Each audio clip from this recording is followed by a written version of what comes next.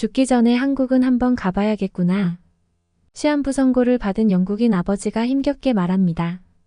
왜 그는 한국을 꼭 가봐야 했을까요? 해외 유명 커뮤니티 레딧에 올라온 사연을 각색하여 소개합니다. 안녕하세요. 저는 영국에서 나고 자랐지만 지금은 한국에 살고 있는 에밀리라고 합니다. 아시다시피 영국은 왕실이 있는 군주제 국가입니다. 현대까지도 왕 또는 여왕이 국가의 수장 역할을 하죠. 2011년에는 프린스 윌리엄 왕자가 평민인 케이트와 결혼하여 영국 전역과 전 세계적으로 큰 관심을 받았습니다. 이런 여러 이유로 영국 사회에는 사회적 계급이 존재하며 이는 영국의 역사와 문화에 깊게 뿌리박혀 있습니다. 현대 영국 사회에서는 계급의 구분이 예전만큼 엄격하지는 않다고 하지만 특히 저희 윗세대까지만 해도 알게 모르게 그런 것을 따지는 분들이 많죠. 저 또한 귀족 계급에 속하는 집안의 자제입니다. 외국인들은 잘 모르지만 영국에서는 겉모습, 즉 피부색, 머리카락, 눈동자, 이목구비, 몸매, 패션 등으로 귀족 계급이 구별된답니다. 귀족 계급의 모임에 가서 파티하는 모습을 보면 여전히 계급 사회인가 싶은 생각이 들기도 하죠. 평민들과 함께 있을 때는 절대 티내고 살지 않는 것도 특징입니다. 저희 집안은 영국 시골의 작은 성을 하나 소유하고 있는 귀족 집안입니다. 영국에는 이렇게 성을 가지고 있는 귀족들이 아직도 많이 남아있고 유명한 가문들은 나름의 명맥을 이어가기 위한 여러 활동도 한답니다. 저희 집안은 이름만 대면 다 알만한 정도의 가문은 아니지만 귀족 출신이라는 자부심으로 이어온 보수적인 집안입니다. 그러다 보니 아버지의 자존심은 하늘을 찌르지요. 저는 이런 집안에서 자란 맏딸입니다. 그런 제가 한국으로 유학을 오면서 집안이 발칵 뒤집어지는 일이 생기게 됐어요.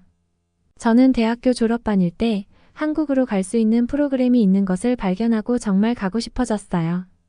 이미 한국에 다녀온 친구들이 강력하게 추천하기도 했었죠. 그러나 제가 이 말을 건네자 아버지는 아시아를 가보신 적도 없지만 한국에 대해서는 전쟁과 분단만 아는 사람이었어요. 제가 유학을 간다고 하자 아버지는 정말 화가 많이 나셔서 노발대발하셨어요.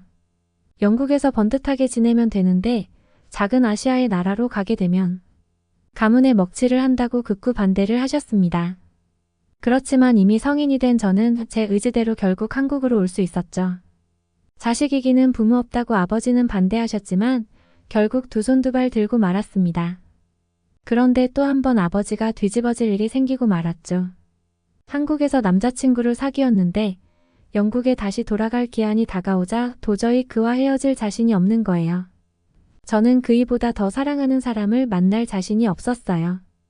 이제 보니 이게 한국 남자의 특징인 것 같기도 한데 한국인들은 친절하고 세심하면서도 남자로서 다 책임지겠다는 책임감이 엄청나더군요. 저는 그와 정말로 평생 함께하고 싶긴 했지만 아버지의 반응이 겁이 났어요. 그런데 그이는 본인은 괜찮으니 한번 아버지를 뵈러 가자고 말해주었어요. 그렇게 한국 남자를 데리고 집으로 돌아왔더니 집 분위기가 어떻게 되었겠어요? 화를 낼지도 모른다는 제 생각과는 달리 아예 그냥 문전박대를 해버렸어요.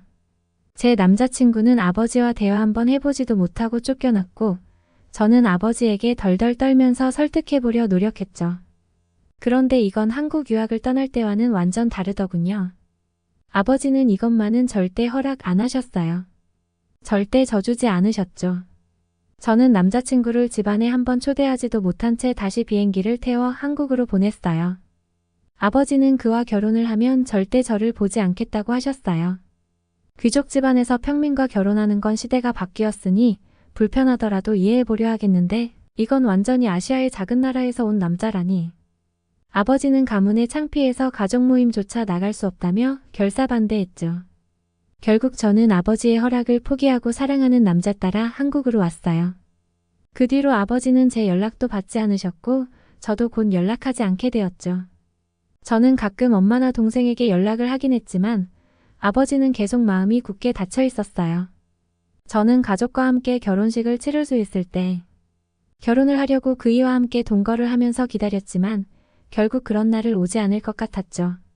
그래서 저는 결국 한국에서 작게 결혼식을 올렸어요. 엄마와 동생만 와서 조용히 참석하고 돌아갔죠. 저는 아버지와 함께 손을 잡고 들어갈 수 없었어요. 신부 입장 때 오로지 저 혼자 버질로드를 걸었죠. 영국인들도 결혼할 때 아버지와 신부가 함께 입장하는 것이 흔한 모습이거든요. 저는 정말로 슬펐어요. 한참 후에야 알게 된 사실이지만 아버지는 저의 결혼식 날 홀로 집안에서 엉엉 우셨다고 하셨어요. 저는 그 얘기에 놀라기도 하고 마음이 무너졌습니다. 아버지는 굉장히 무서운 분이셨거든요. 어찌됐건 시간이 흐르고 흘러 10년이라는 시간이 지났어요. 그러던 중 작년부터 아버지 건강이 안 좋은 것 같다는 소식을 가족들로부터 전해 들었어요. 그러다 몇 개월 뒤 계속 나아지지 않아서 간 병원에서 청천벽력 같은 소리를 들었다고 했습니다. 아버지가 위암 말기라는 거예요. 저는 슬픔을 이루 말할 수가 없었어요. 계속해서 꺼려했던 아버지와의 연락을 이제는 하고 싶어졌어요. 그리고 아버지는 12년 만에 저와 제대로 된 대화를 했죠. 가끔 신랑과 영국집으로 찾아갔을 때도 큰 소리만 내며 방으로 들어가 버리시던 아버지였으니까요. 그렇게 오랜만에 들은 아버지의 목소리는 많이 늙고 힘없어져 있었어요. 그날 저는 전화를 끊고 목 놓아 울었습니다. 그리고 다음날 엄마에게서 아버지의 뜻을 전해 들었어요. 이제 자신은 얼마 남지 않은 것 같다고 죽기 전에 저를 한번 보러 한국으로 오겠다는 것이었어요. 그래서 그 몸으로 어떻게 여기까지 오냐고 제가 가겠다고 했더니 그래도 아버지가 그렇게 예뻐했던 딸이 어디서 어떻게 사는지는 보고 죽어야겠다고 하셨다고 했어요. 저희 가족은 더 이상 아버지를 말릴 수가 없었고 최대한 의사와 상의하고 위험 상황 대처 방법을 익힌 후 비행기에 오르셨습니다. 저는 가족들을 마중하러 인천공항에서 기다렸어요. 드디어 비행기에서 내린 아버지의 모습이 보였어요. 그런데 아버지는 오랜 비행에 힘드셨는지 숨을 힘들게 쉬시고 계셨어요. 그래서 급히 공항 직원을 불러 도움을 요청했습니다. 그랬더니 일사불란하게 아버지를 모시고 가셔서 편한 곳에 누울 수 있게 해주셨어요. 인천공항은 편의시설이 잘 되어 있는 건 알았지만 케어가 필요한 사람들을 위한 준비도 잘 되어 있더라고요. 저는 자주 와본 인천공항이라 생각지 못했는데 한숨 돌린 아버지의 첫마디는 공항이 어떻게 이렇게 멋지냐는 말이었어요. 사람들도 본인이 생각하셨던 것보다 세련되고 생기 있어 보이신다고 하셨어요. 당신이 생각했던 한국은 아닌 것 같다고 하시더라고요. 그리고 집으로 오면서 보이는 바깥 풍경에 아버지는 안심이 좀 되는구나 라고 말씀하셨어요. 저는 그런 아버지의 모습에 눈물을 계속해서 훔쳐야 했어요. 남편은 아버지를 계속해서 딱부터 부축해드리면서 자기 때문에 죄송하다는 이야기를 했습니다. 그것도 프랑스어로요.